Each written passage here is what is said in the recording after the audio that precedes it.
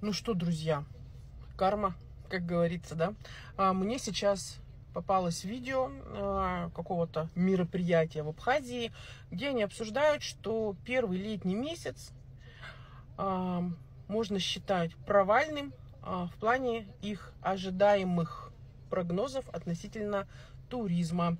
Туристы есть, но туристов очень мало, очень много отмены броней и так далее.